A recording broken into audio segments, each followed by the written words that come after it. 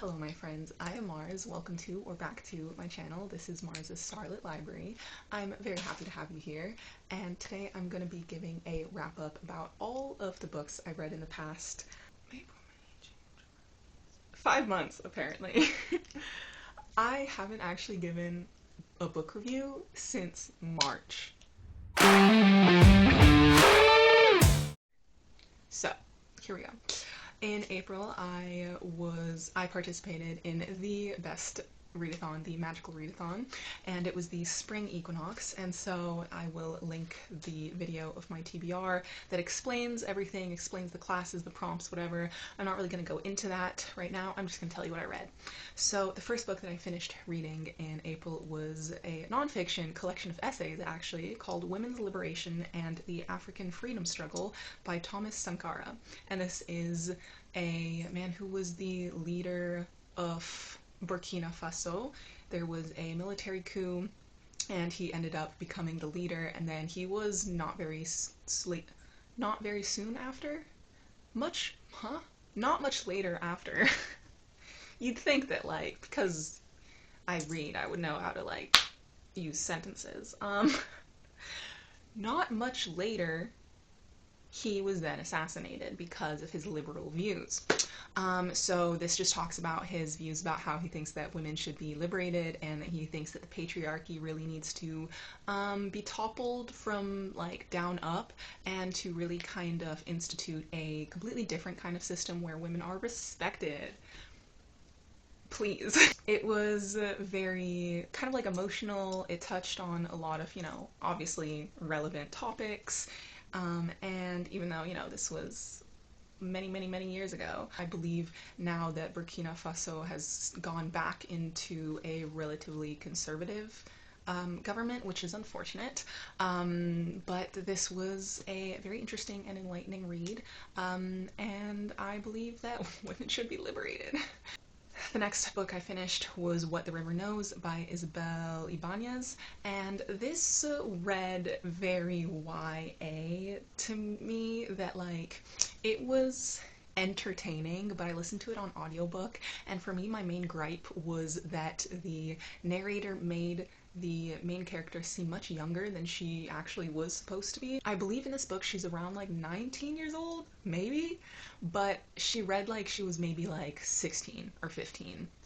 And I don't like insta love, and it's just, this technically wasn't insta love. It was kind of like a forbidden, like, they didn't fully act on things until much later. I guess it was supposed to be a slow burn, but it didn't really feel like that way for me, like, because of the instant attraction. It was that instant attraction that, like, especially with the main character being so naive and really sheltered all of her life, which made her, again, seem very young compared to this much more experienced love interest. And I mean, the whole thing wasn't surrounded around love. It was much more of like a mystery adventure, which was really interesting. I liked the world building and the little bit of magic that we saw.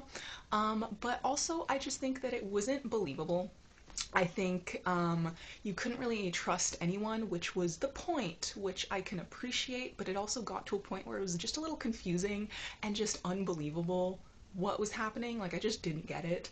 And then the end, the stakes got way higher, and, like, yeah, there was a plot twist, but again, for me, it just kind of seemed a little unbelievable. Like, it didn't, I don't know, it just felt like too much. I don't know. It was alright. I don't know. For me, I guess I'd say it was like a 3-star. I don't know if I will read the second book, but we'll see. The next book was Parable of the Sower by Octavia E. Butler, and this was something that I chose for my real-life book club, and I ended up being the only one who actually read it, so yay. Given the fact that there's only like 4 people in our book club, and the previous couple books I didn't end up reading, like, whatever, I'm not mad. It just gave me more time to, like, be the one to explain everything and, like, talk about everything, which was, like, it was fun. And I actually really enjoyed this. I thought it was much darker than I expected, and it's also highly relevant because this just talks about a post-apocalyptic world where there are drug addicts and that become pyrotechnics, philiacs, philiacs, I'd say, and arsonists. There we go. And there's just a bunch of crime and disorder going on throughout the world, and the main character is trying to find a safe haven and travel, and ends up traveling and picking up a bunch of different people along the road to help kind of, you know, be part of the ragtag group, protect each other, and all go towards common the common goal of finding an affordable place with accessible and clean water, uh-huh, uh-huh, that isn't being ravaged by drugs and crime, and well, is affordable, which in this world is just not feasible. And when I say this world, it's your guess if I'm talking about the fictional world or this world. So, that being said, this was very enjoyable, very scary, and I definitely had a lot to say about it, and I really, really like the aspect of religion in this, because this main character kind of created her own religion, and the main, like, well, it's not that she created, well, she kind of, yeah, came up with her own philosophy of the religion and, like, the rules, and the number one rule is that God is change. And this actually ended up being something that I'm like, yeah, no, I see what you're saying there. Like, I was really like resonating and understanding a lot of things that she was talking about, because it talked about things on a very like realistic level, that like everything changes, and that's like the one thing that you can depend on. And it's not about like a god being a physical thing or like a manifestation of a person, but just like as a concept, and also as something like being inside you, which I really appreciated that take on it. The next book I finished this month, in April, was The Words of Kings and Prophets by Shauna Lawless, and this is the second installation in the Gale Song saga. And this was really, I really liked the continued exploration of the characters and how we got to see a lot more of the relationships between the characters, especially how we see a bit of like relationships developing in like good ways and bad ways. We get a little bit more about side characters' backgrounds and a bit more mystery around them. This is a series based off of Irish folklore, which I find really interesting. I really enjoyed it. I thought it was pretty intriguing, and you can definitely see how the stakes were rising by the end of the story, and we really get to just dive more into the characters. I think I still am kind of confused sometimes about the characters that are mentioned, because this is in like medieval, I don't know if it's medieval, I'm not really sure what time period the medieval times were. Honestly, I'm so bad at like keeping track of like the numbers of that. But in my mind, this reads as medieval, so like forgive me.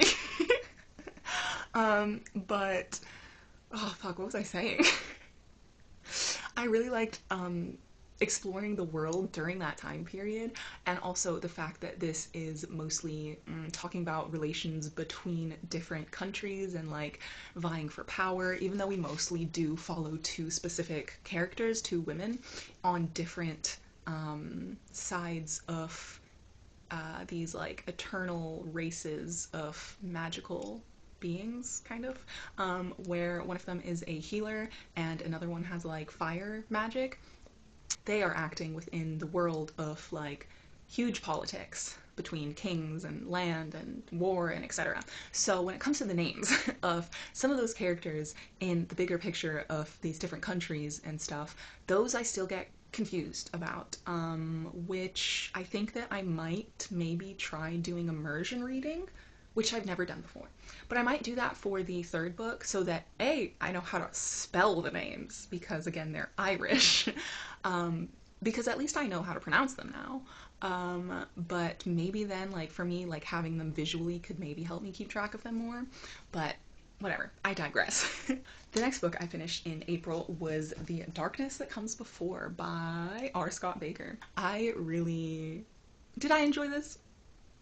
I enjoyed it, but the characters were insufferable. So this was definitely more a plot driven book for me.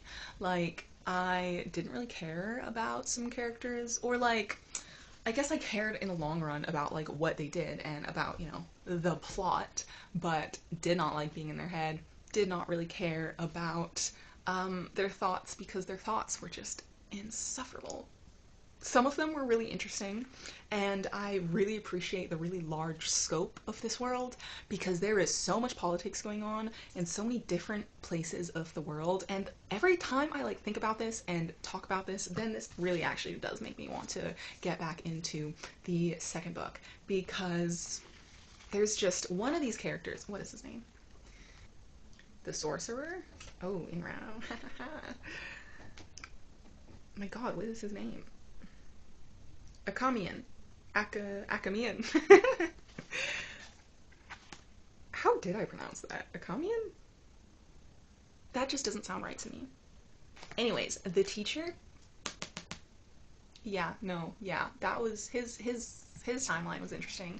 The warrior's timeline is interesting. The prophet's timeline is interesting. But the what's the main one? The other one. The emperor? I hate the Emperor. Oh my god.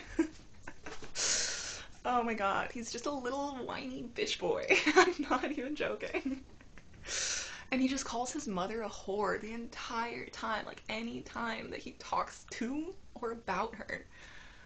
Anyways, this is one of the main things about these books is that the way that they depict women, the way that women are depicted is atrocious, but apparently, from what I hear about it from Dear Slay, the one that truly like spurred me into action into reading these books, is that apparently it gets better. So, holding out for that one. I am really intrigued in continuing and reading this. So, who knows? Maybe it's on the fall TBR. We'll see. Yes, it was dark, but honestly, it wasn't anything that I didn't really expect. Because for me, this is just kind of like a Game of Thrones world. And sorry if that's something that is so, like, over mentioned and overused, it being compared to Game of Thrones. But, like, for me, I haven't read the books yet, but I may be interested in trying it. But for me, like, when I think about such, like, a vast expanse of a world where it's mostly actually diving into the politics, then, this makes me think of Game of Thrones. Because, honestly, I didn't think that I would really like Game of Thrones because of how political it was, but then I realized, honestly, that's my shit.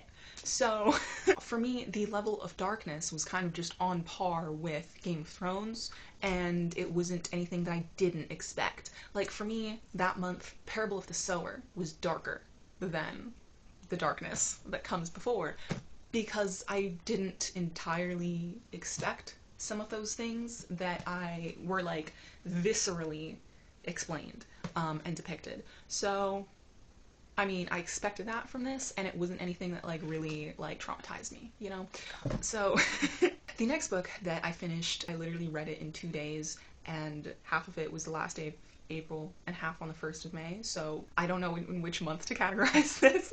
Because usually if I read the majority of a book in 1 month, but then I finish it at the start of the next month, then I'll count it for being read in the previous month. Anyways, The Descent of Monsters by Neon Yang, and this is the 3rd book in the Tensorate series, which is a steampunk queer norm world with a very particular magic system, which doesn't ever really get explained. So sometimes it is still a bit confusing for me, but in this 3rd book, we're dealing with a point of view switch and a mystery, kind of. And so this was a much faster pace, in my opinion, than the previous installations. And it was a bit confusing for me because of that point of view switch, and because I haven't read the last books in over a year, I believe. I mean, I still retain enough information. Like, I'm not really one of those readers that completely forgets everything about a book, because honestly, that's a bit concerning.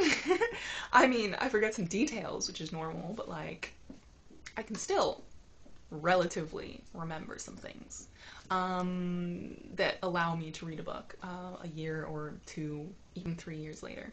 Anyways, so I enjoyed this, but I do kind of feel that maybe I could have benefited from revisiting at least a little bit from the previous book, and kind of just rather binging the whole thing, like the whole it's 4 books in the series, so maybe it would have been better if I like read all of them in succession rather than splitting them up, because then I think you would get more of the emotional impact, because I think there definitely is more like emotional ties, and I think I definitely will be picking up the last installment soon so that I can still get that emotional connection, because I do remember like really kind of, you know, caring about these characters, even though it's a very short story. I do really like the character dynamics, and there still are like mysteries that remain unanswered that I would like to see that resolved.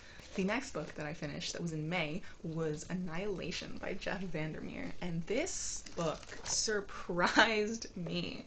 I didn't think I would enjoy it as much as I did, and I really enjoyed it, especially because we are following the perspective of a biologist who is, to the outer world, much more cold and much more like, well, also to her own inner world. She describes herself even as kind of just like, she's not as emotional, she's very much just like passionate about her work, about observing the biological world and just losing herself in that. And there were a lot of moments like that that I really appreciated, because I felt like I could see my own passion for science being like mirrored in her experiences. So that part I felt like really, I felt that kind of like emotional connection, even though she isn't like an emotional person as much. And this just like the mystery, the just, it was, it was crazy. It was crazy. I can still like see how I think I imagined things ended up being at the end, which truly was like a trip. Like, I'm not that good at imagining things, I think, but like this one was visceral. Like this one I was like really into it. I was literally, I was at a party. I was genuinely at a party, and I was sitting over in the corner of the room on a nice, cozy, comfy chair, and I was just finished this book, and I was just in it. I was enthralled. While I could like, I think I even had my like headphones in so that the music wasn't blasting. Like, I was just in this world, and it was like the mystery of the green fuzz. It's not like, this is one of the novels with ambiguity that I can actually appreciate. If you've been around, I'm not really like the biggest fan of ambiguity. I have a notorious like opinion against Our Wives Under the Sea by Julia Armfield. I hated the ambiguity from that because I wanted the answers. I wanted to know what it was, what happened. Like, yeah, we could see some aftermath, but like, what actually happened? For this, I really like that we actually saw the exploration of like, you know, going down into the lighthouse. And it was just, there was still a lot of things that were unanswered, and that like were just dropped, and you're like, it's just something for you to think about and for you to like mull over. And this was actually one with a pretty ambiguous ending that I enjoyed. And I do have the second book. I hear, you know, it's not going to be, since it's not following the same character, it's not going to be the same like tone, and it's going to be kind of like a different plot, but I am kind of intrigued to see if we do get those answers. But then at the same time, I don't know if maybe I'm fine with the ambiguity. Who are they? The next book I finished in May was Episode 13 by Craig DeLuey, and this was a second chance author for me because I read The Children at Red Peak by Craig DeLuey last year, I believe, and it did not hit. I thought the premise was really interesting, especially because it follows like a cult and some horrendous things going on at the cult, and then when these characters were kids, and then as adults they go back to the location to see if they can get some answers.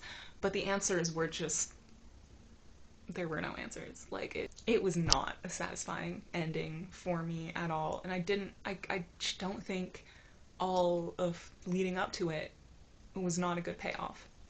Regardless, that was the other book. So in terms of this one, this was a much better, much more like of a win for me, because this was entirely epistolary. This book was structured in terms of showing a script, showing, well, not really script, a transcript, showing diary entries, and then some other just like different media, pretty much, of this haunted house TV crew going into a haunted house that had ties to it being a plantation and it being a research center for like some psychedelic type shit going on in the 70s, some like human experiments going on in the 70s. And it was really fun. It was really gripping. Like I went through it, I feel like I went through it pretty fast, that especially with the structure of it. This is almost 500 pages. It's like 448 pages, and it like didn't really feel that long, especially because of the way that it's structured. It makes you go through it much faster. The ending, definitely much more intriguing than the Red Peak book, and definitely left ambiguity, and definitely was just a what the fuck. What? Like, what actually just happened? Like, I guess I'd say that it's satisfying. I guess I'd say that I was satisfied by it. Yeah, because it definitely, I do find that it has been something that I've thought about again and again after I've read it, because there were definitely some parts of it that really stuck with me. And I just thought it was a really fun adventure, honestly. I thought it was a pretty fun adventure, especially because we see a little bit of like time, some timey-wimey like things going on. And I don't know, like, I don't want to spoil anything. I don't really want to say very much. I will just say that I had fun with this book. I do kind of wish that there was a bit more exploration and exposure of the plantation part of the haunted house. Like, because most of the things that happened were kind of relating to the experiments that happened in the 70s. And I do still kind of wish that we got, like, more exposure of that and more, like, I don't know. Like, this was almost 500 pages, but I still kind of wanted more. You know, I don't think that, like, there was as much exploration into what could have been, like, ghosts of the plantation, because there were mostly, like, things going on that were relating to the experiments. So I'll say congrats to Craig for really doing that for me. Like I appreciated that book. The last book that I finished in May ended up being my favorite for the first half of the year, and if you've seen my mid-year freak out, you would know what that is. The City of Dusk by Tara Sim. I already talked quite a lot about this in that video. I will link that if you would like to go watch it. This was really fun. I picked this up. I had like a whole curriculum set for my Aurelium, like, oh wait, no, this was in May. Actually, yeah, because I started this in April. I had a whole curriculum set for my April TBR, and then I like randomly picked this up. I didn't even have this physically. I had this as an ebook, and then I like wanted to sample it, just because I forgot what it was about, and I read just the prologue, which was one page, and I got hooked. I just kept on reading, and then that like derailed my reading, and I ended up getting a physical copy of it because I really love, it was just what I needed, you know. And this is much like a fantasy world where the stakes are very high. The characters don't seem too young. They are still young. They're still kind of like, you know, coming of age in a sense. They're in their early 20s. I'm in my early 20s. And they are dealing with such cool magical powers, and all of them are just badass. and I just really loved the world building. I really loved the plot. I loved the characters, and if this was just it. This was just it. I did mention before that, like, for me the very ending was a bit confusing for me, but that's probably just like a me problem because I stayed up really late to finish it. Kind of then taking a completely different turn, in June I mostly read in May, but then I finished in June The Unbroken by C.L. Clarke, and this was also mentioned in my mid-year freakout tag because this was a little bit disappointing. I read this on audio, and it was a little difficult for me to always keep track of some characters' names. And also the plot, because the plot for me kind of just kept on going in circles, and the characters just felt like they were making the same decisions over and over. Like, it just felt very repetitive to me, and then it got just confusing, and then I just, like, my heart wasn't in it. And that could have been, you know, also the circumstance of when I was reading this. I just, like, was not in a good place. I wasn't entirely, you know, I wasn't there all the time when I was like listening to it. I was trying to be. I do remember distinctly like sitting down trying to not do anything else, or like really being intentional about listening to it when I went on walks or something. And like I wanted to care more. I just didn't care as much as I wanted to, you know? It was very repetitive. I don't really know where the plot would go, where it's gonna go in the second book. I don't really know. I don't know. It was a little disappointing, which is unfortunate because this is one of my like anticipated books that I've been wanting to read for ages. Um, but I don't know. I don't know if it worked for me, so we'll see if I get to the second one or not. Next, in June, June was the month when my thesis was due, so that was like the only thing that I was really reading. Other than that, I only listened to some audiobooks, and those audiobooks were children's books. I read The Bad Beginning, the first book in the series of unfortunate events by Lemony Snicket. Yes, this was a bring me back to my childhood. I remember always wanting to go to the library and pick up those books, but I don't think I ever finished the series, which is criminal. But reading this as an adult, yeah, that was weird. That was weird. The plot point is the uncle wanting to get the inheritance of the kids' like family money by marrying the 12-year-old. And he's just like super abusive, mostly verbally.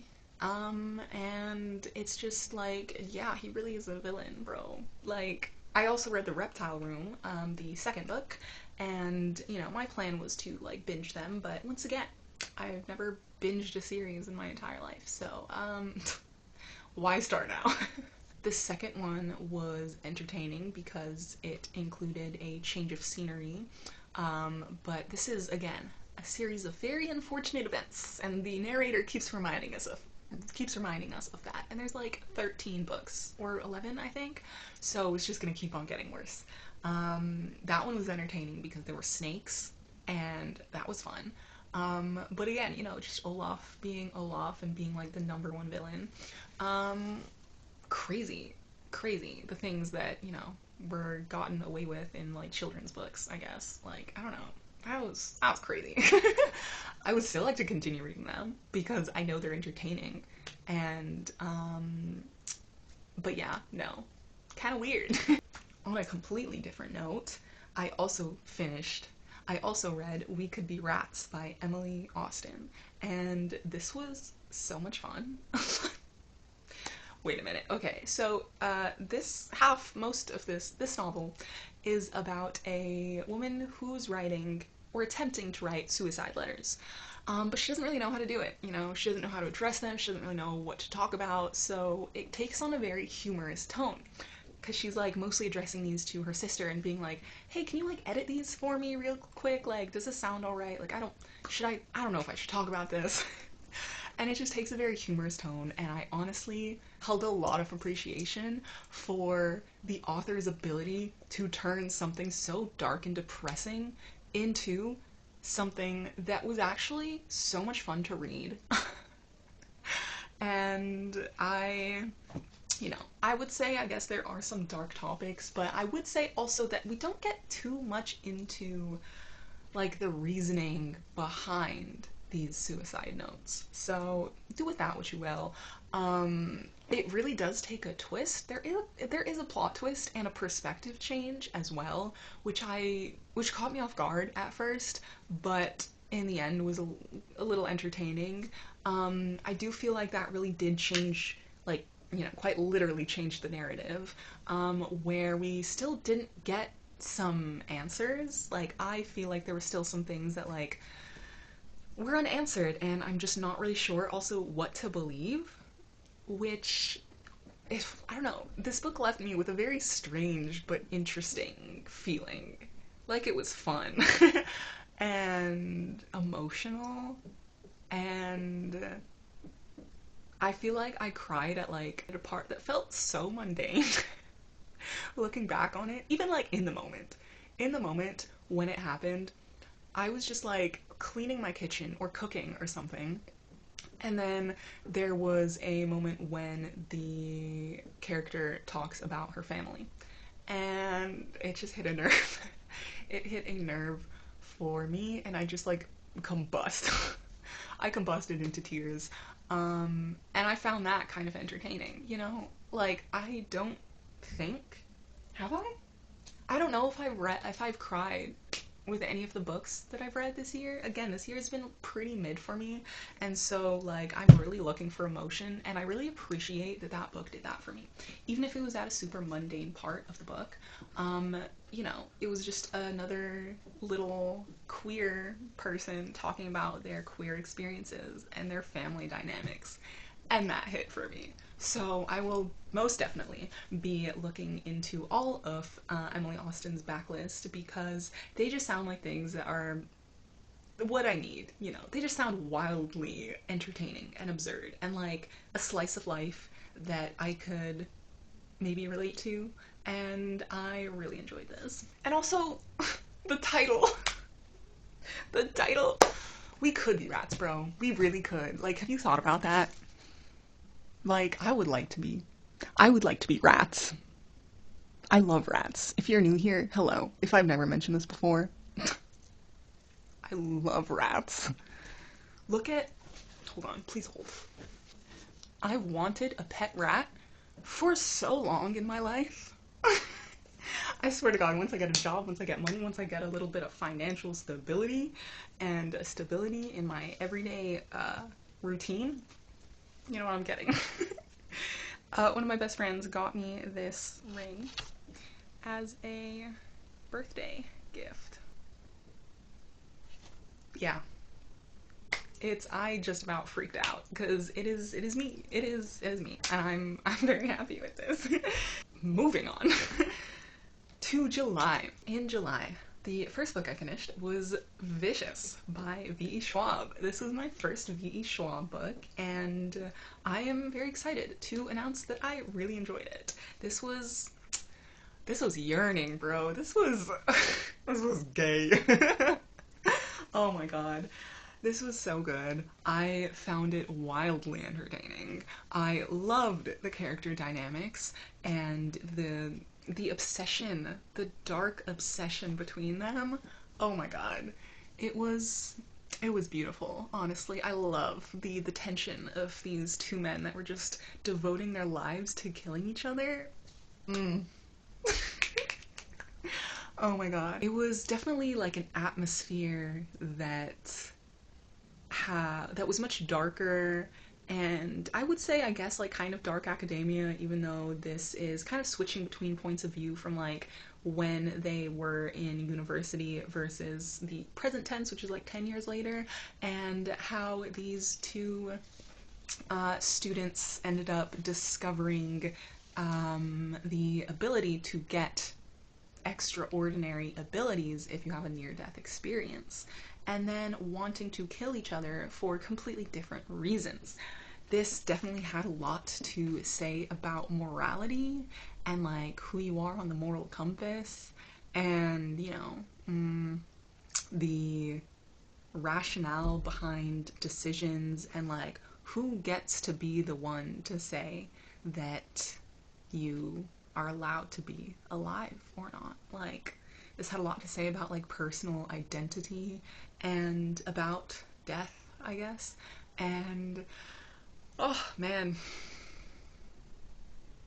and about like the unexpectedness of certain life experiences, and what you would do in situations when you get this power that maybe you always wanted, or maybe you haven't wanted.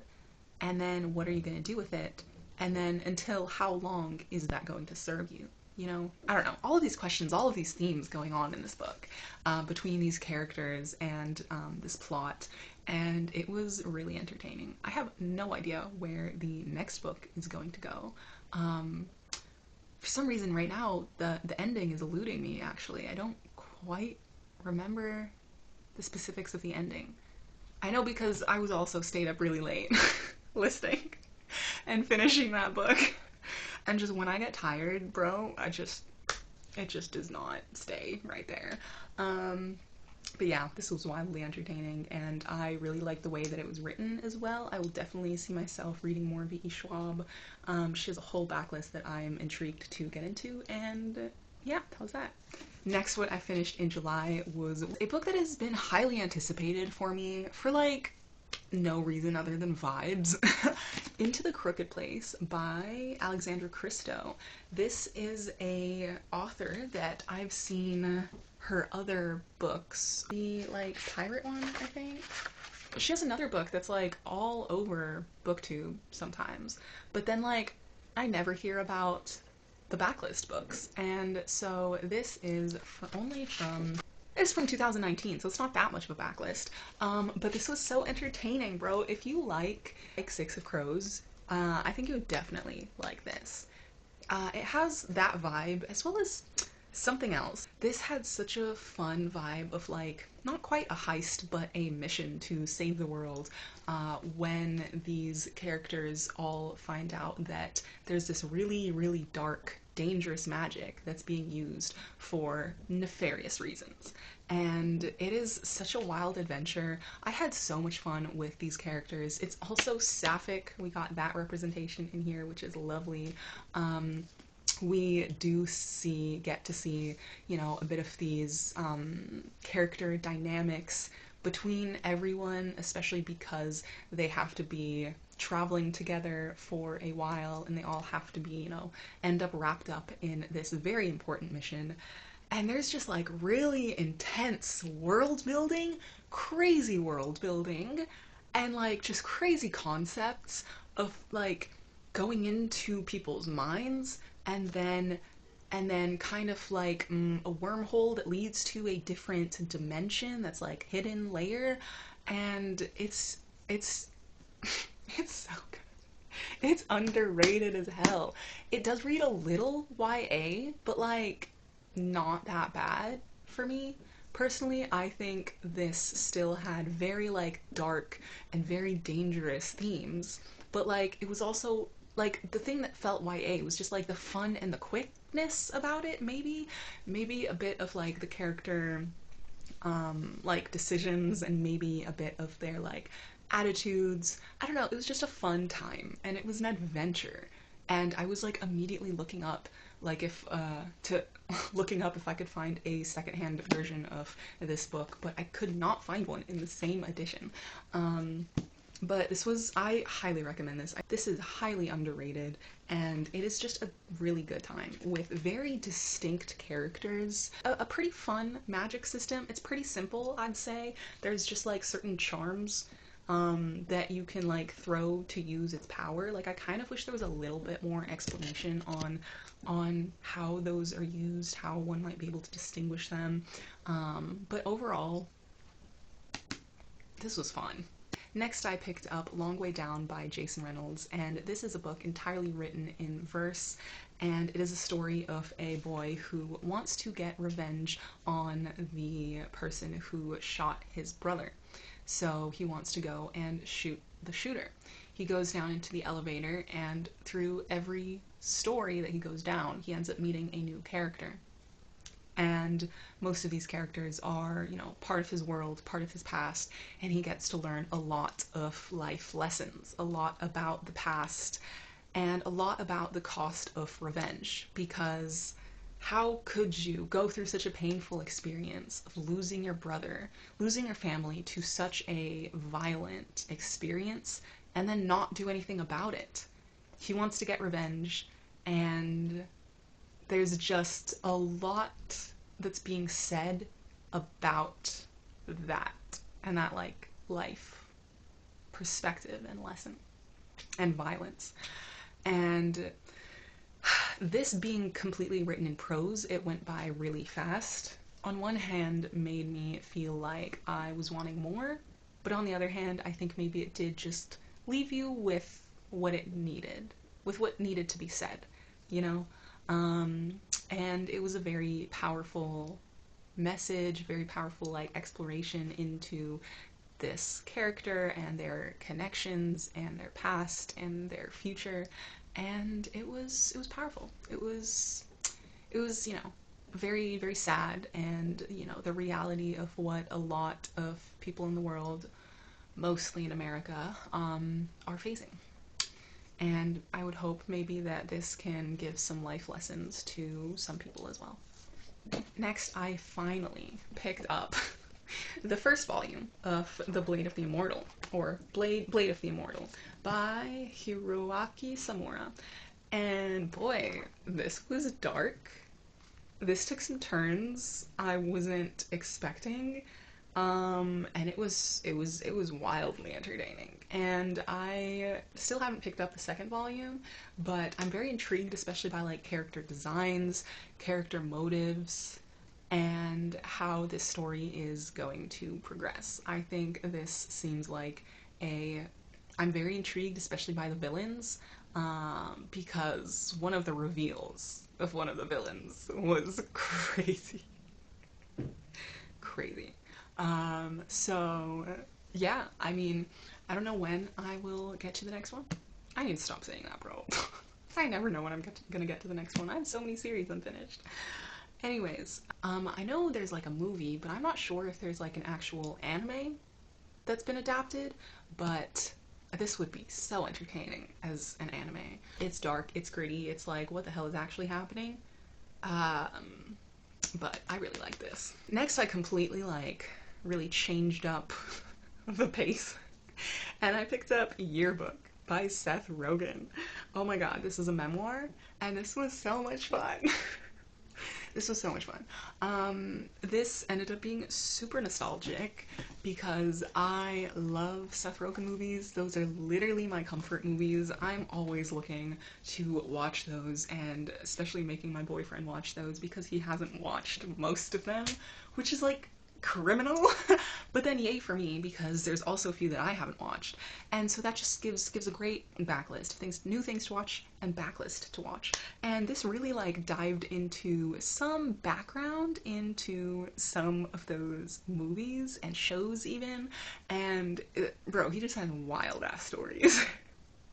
He is such a funny person with such funny experiences, and I just had a great time with this. This really, like, was a change of pace, a change of, like, everything within my reading year so far, and I haven't picked up, like, a memoir in a long time. That's genuinely not something that I usually gravitate towards, but for some reason I picked this one up, and it was a good time.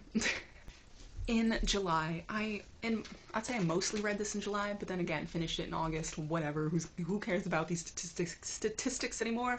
I'm genuinely not keeping track of these things as well as I was last year. I'm just taking things much easier on myself this year. Anyways, I read The Mermaid of Black Conch by Monique Rafi, and this is a exploration in the Caribbeans of a woman that is found as a mermaid, turns into a woman, and then she's trying back into a woman, and she's trying to navigate that and navigate the relationship with the man that found her. And it turns into a pretty sweet love story and an exploration of what it means to be human and what it means to have like conflict between one another that like seems so meaningless and so trivial, but like will last throughout the ages. Just like the bad intentions that people have, really the things, the way that humanity really shows its colors. Um, and so we see both sides. We see that harshness of people that just want to take each other down, and as well as the softness and the acceptance and the excitement and exploration of finding someone who is similar but so different to you. And it was a beautiful story, honestly. We see perspectives from both the mermaid and the main character and some of the other side characters, like the main owner of a lot of the land on the island that they're on, who turns out to be a white woman. And we see a lot about her struggle with this concept of power when she is a white woman in a predominantly black um, culture and community, but she is a part of that community, and how she feels within her own identity because of that. And it wasn't her choice to be put in that place of power. It was an inheritance, and you know what that dynamic, how she kind of struggled with that dynamic and how she was made to feel within the community. And it was just a lot of explorations into humanity. This also talked, you know, a lot about harsh treatment of women. And but again, it had a lot of beautiful things to say and a lot of appreciations into seeing someone else try to be human. It was it was really sweet. It was really sweet. It was really also like sad and emotional. Like it didn't hit me as much as like maybe I could have wanted it to hit me, but I still really appreciate the melancholy side of this. We're still within the month of August. There's only a couple days left. I don't realistically see myself like finishing that much more. So maybe I will finish like a novella or two, but I'm kind of just in the middle of really chunky books that like will definitely roll over into me finishing next month. So I'm not too concerned about that. So I only have two more books to talk about. The next book is These Burning Stars by Bethany Jacobs. This has been one of my most anticipated reads, and I will say this was not what I expected. I did not expect it to be as like brutal as it was. Like, this is described as a cat and mouse game, and it very much is. It's kind of difficult to explain because of the character dynamics, but it's basically like a woman in a very high position. This is a sci-fi. She's in a very high position, and there's this other student, kind of, that she challenges to impress her. And she's very, like, you know, hard to impress. And she also threatens the student, like, that she will kill them.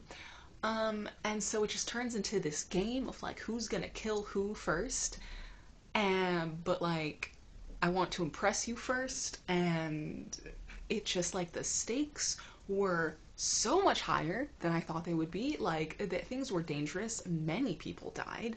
And it was it was intense. I'll say that. It was intense. It was definitely, for a bit, I was confused on the timelines, but in the end, it made sense, and the plot twist made me like, gave me a bit of whiplash that I was like, do I need to go back and figure everything out from the beginning again? Yeah, it was pretty intense. The character, the characters, it just, again, the plot twist makes me like question everything again, which is like a good sign, a really good sign for me. And it definitely is something that I'm thinking about again and again. And I really appreciated this book. It was fast paced, it was mysterious, there was a lot going on in terms of the politics and people's motives, but overall, it was like the stakes were high, bro. Last but not least, we have a little graphic novel called The Last Delivery by Evan Dom. I am trying to get better with my arcs because I ended up requesting so many arcs and then I got accepted for many more than I thought that I would be, and then I just became overwhelmed. And so this was something that came out June 11th, 2024. I know I'm not the only one. So many people. I know. Go read your arcs first and then come at me, okay? Shut up. So, this was a little graphic novel about this little man who is just a post. He's just a post delivery guy, and he just wants to make a delivery, but he ends up in this giant mansion where there's a lot going on, and there's this giant party, and nobody's telling him where the resident of the house is. He just wants to find the resident of the house so that they can sign the paper and take their package. But then he just gets into a lot of different crossroads, and he gets enveloped into a lot of different things where, you know, there were things that I did not expect. And the style, like the art style was very cute, but also very gritty. Like the way that this little man looks, like he's so cute. But yeah, I in my opinion, I think the ending, like, of the delivery could have been dialed up a little bit more. Like, it was a little bit mundane, I will say. But I also can appreciate how that is, you know, a part of the story and a part of, like, damn, he went through, like, all of this for that. So I can appreciate that part of it. And also because I got the arc, I'm really not sure if there were any additions, if there were any changes to the story. I think that's more for, like, beta readers, but whatever. I don't really know if there's any changes to the story versus what was given in the arc, but it was definitely entertaining. It was a very quick read. I read it, I think, maybe within under an hour, you know, very quick, very entertaining, and yeah, poor little guy, like, he really went through it. There were some things that I fully was not expecting. It was a rowdy party. He was getting roped up into things that, like, he really did not want to be there for. He just cared about his job. Like, I appreciate that work ethic, you know. He was really determined. So, that was that. And that's a wrap.